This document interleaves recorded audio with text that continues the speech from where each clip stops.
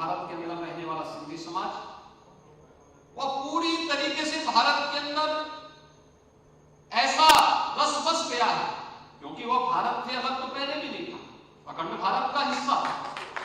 भारत में दुर्भाग्यपूर्ण विभाजन,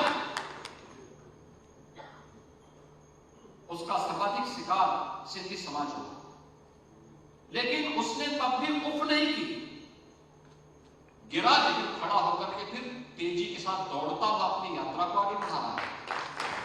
ये शानदार यात्रा है, विपरीत परिस्थितियों में हिम्मत न हारना।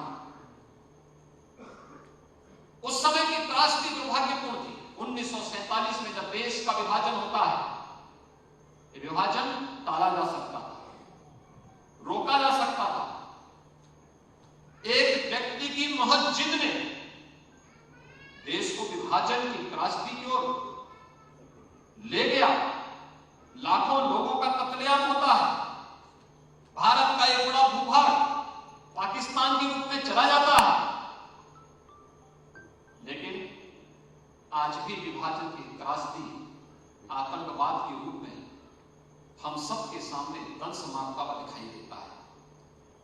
भाइयों बहनों, ये तो देश का सौभाग्य है कि आज प्रधानमंत्री नरेंद्र मोदी जी के नेतृत्व में आतंकवाद भारत के अंदर अपनी अंतिम सांसें गिन रहा है।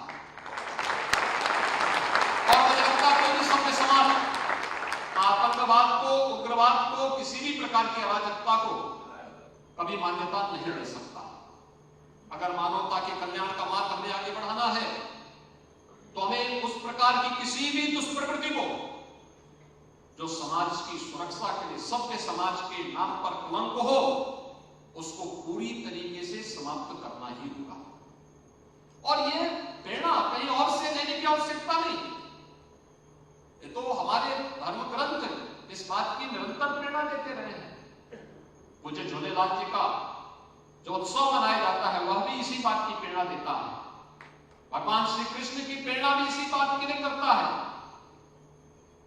उन्होंने भी इसी बात के लिए कहा, हमें सज्जनों का संरक्षण करना है, लेकिन दुर्जनों को सफाया भी करना है, दुर्जनों को समाप्त भी करना है। ईश्वरीय अवतार का कारण भी यही होता है, और केवल अपने स्वयं के लिए नहीं, वह तो मानव कल्याण का मार्ग प्रशस्त करने के लिए और उस दिशा में एक नए प्रयास को आगे बढ़ाने की आवश्यकता है।